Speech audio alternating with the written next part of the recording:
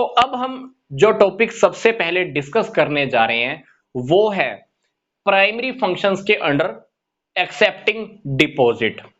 Simple सी बात है कि कोई भी कॉमर्शियल बैंक का जो मेन फंक्शन होता है वो लोगों का पैसा डिपॉजिट कराना और लोगों को लोन देना। तो हम सबसे पहले अमाउंट डिपॉजिट कराने की बात कर रहे हैं। Topic number A, accepting deposit. तो एक्सेप्टिंग डिपॉजिट, पैसा कैसे कैसे एक्सेप्ट करेगा बैंक, कौन कौन से अकाउंट में हम पैसा डिपॉजिट करा सकते हैं। तो हम 5 प्रकार के अकाउंट स्टडी करने जा रहे हैं। पहला है फिक्स्ड और टाइम डिपॉजिट अकाउंट, दूसरा है करंट अकाउंट, तीसरा है सेविंग डिपॉजिट अकाउंट, चौथा है रिकरिंग डिपॉजिट अकाउंट, फिफ्थ है मल्टी ऑप्शन डिपॉजिट अकाउंट। तो सबसे पहले हम डिस्कस कर लेते हैं कि ये फिक्स्ड या टाइम डिपॉजिट अकाउंट है क्या। हम सबने एफडी का नाम सुना होगा, फिक्स्ड डिपॉजिट। हम 5 साल के लिए 10 साल के लिए बैंक में एक फिक्स अमाउंट डिपॉजिट करा देते हैं जिसके ऊपर इंटरेस्ट की रेट सबसे ज्यादा होती है। मतलब बाकी के जो भी अकाउंट है इन सबसे सबसे ज्यादा इंटरेस्ट किसके ऊपर होता है, फिक्स्ड डिपॉजिट के ऊपर होता है। फिक्स्ड डिपॉजिट के टाइम पे टर्म्स एंड कंडीशंस लिखी होती हैं, कितना अमाउंट है, कितने वक्त के लिए जमा कराया है, कितने वक्त के बाद हम निकलवा सकते हैं, अगर वक्त से पहले निकलवाते हैं तो कितना अमाउंट बैंक काटने वाला है, सारी बातें लिखी होती हैं। तो जैसे ही आप बैंक में एफडी कराते हो, मतलब फिक्स्ड डिपॉजिट कराते हो, तो आपको एक स्लिप दे दी जाती है जो फिक्स्ड डिपॉजिट से रिलेटेड होती है। यह स्लिप आपको और किसी को ट्रांसफर नहीं कर सकते। मान लो अकाउंट आपके नाम से खुला है, एफडी आपने आपके नाम से कराई है, तो ये एफडी आप और किसी के नाम से ट्रांसफर नहीं कर सकते। मान लीजिए 5 साल के लिए आपने पैसा जमा कराया, 5 साल से पहले आपको पैसे की जरूरत हो गई तो बैंक मिनिमम एक चार्ज काट के आपको बैंक वापस दे देगा। तो फिक्स डिपॉजिट के अंदर बैंक की नजर से देखें तो फिक्स डिपॉजिट वाला जो अमाउंट होता है बैंक की नजरों में इसको हम बोलते हैं टाइम लायबिलिटी। क्या? Time liability.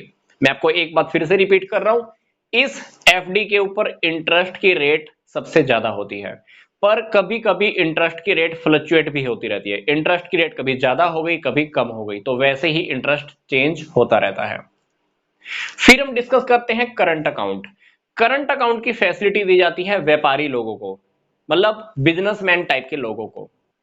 अब बिजनेसमैन टाइप के लोगों को कितना भी अमाउंट कितनी भी बार जमा कराने की फैसिलिटी दे दी जाती है कि आप कितनी भी बार इस अकाउंट में अपना पैसा जमा कर सकते हो। पैसा कम होने की दशा में, पैसा कम होने की सिचुएशन में भी वो बंदा ज्यादा पैसे भी निकलवा सकता है। कुछ फिक्स्ड अमाउंट, कुछ फिक्स लिमिट बैंक फिक्स कर देता है। मान लीजिए मेरा बैंक में 1 लाख रुपए जमा है, मैंने करंट अकाउंट खुलवाया हुआ है, बैंक ने मेरे को लिमिट दी हुई है कि आप 1 लाख से फालतू भी पैसा निकलवा सकते हो, तो वो करंट अकाउंट की फैसिलिटी कह सकते हैं। इसमें ट्रांजेक्शन रेगुलर चलती रहती है क्योंकि बिजनेसमैन है, रेगुलर ट्रांजेक्शन करंट अकाउंट से होती है। करंट अकाउंट के बैलेंस के ऊपर हमें कोई भी इंटरेस्ट नहीं मिलता है। हमको इस अकाउंट में एक मिनिमम बैलेंस मेंटेन करना होता है। अगर हम मिनिमम बैलेंस मेंटेन नहीं करते हैं तो बैंक कुछ चार्जेस भी वसूल कर लेता है।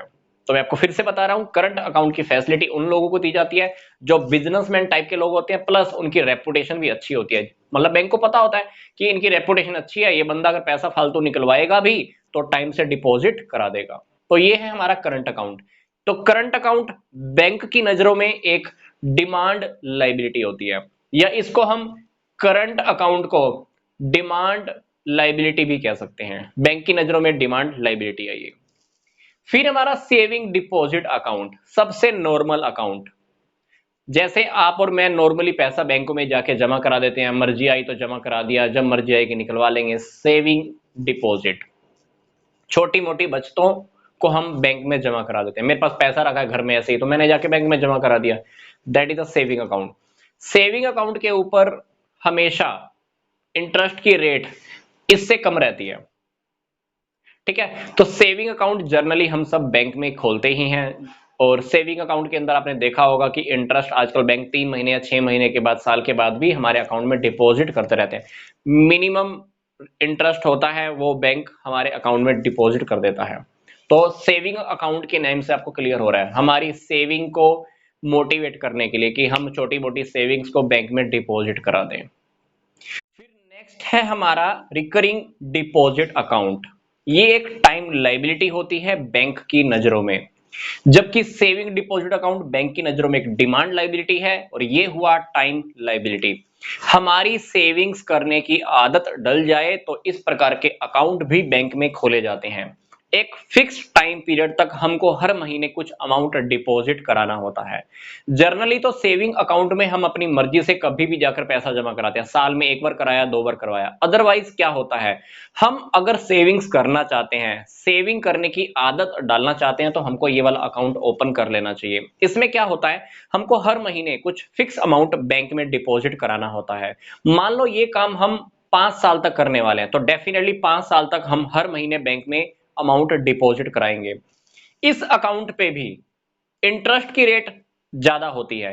कह लीजिए फर्स्ट टॉपिक की तरह ही इस पे इंटरेस्ट हमको मिलता है। तो इंटरेस्ट आपका हर महीने कह लीजिए 3 महीने में, 6 महीने में आपके अकाउंट में डिपॉजिट हो सकता है। तो टाइम से पहले, मान लीजिए आपने 5 साल के लिए पैसा जमा कराया, आप टाइम से पहले आप पैसा निकलवाना चाहते हो, तो कुछ टर्म्स एंड कंडीशंस के अकॉर्डिंग आप वो पैसा टाइम से पहले निकलवा सकते हो। फिर है हमारा मल्टी ऑप्शन डिपॉजिट अकाउंट। जैसे कि इसके नेम से ही क्लियर हो रहा है, ये मल्टी ऑप्शन डिपॉजिट अकाउंट है। इस अकाउंट को हम एक ऐसा सेविंग अकाउंट भी कह सकते हैं जिसमें फिक्स्ड प्लस सेविंग दोनों की फैसिलिटी है। एक फिक्स्ड अमाउंट से ज्यादा अगर अमाउंट हो जाता है हमारा इस अकाउंट में, तो वो अमाउंट कहां ट्रांसफर हो जाता है, फिक्स्ड अकाउंट के अंदर। मान लीजिए बैंक ने हमको बोला हुआ है कि आप मिनिमम 1 लाख रुपए तो जमा कराइए। 1 लाख से अगर फालतू पैसा आपके अकाउंट में आया तो हम कहां ट्रांसफर कर देंगे, फिक्स्ड अकाउंट के अंदर। तो एक फिक्स अमाउंट तो सेविंग में रहता है, सेविंग अकाउंट में, उससे अगर ज्यादा होता है तो वो हमारा फिक्स्ड अकाउंट में ट्रांसफर हो जाता है। और फिक्स्ड अकाउंट में अगर पैसा जाएगा तो वो उसके ऊपर तो इंटरेस्ट की रेट ज्यादा है, जबकि सेविंग अकाउंट के ऊपर इंटरेस्ट की रेट नॉर्मल मिलती है।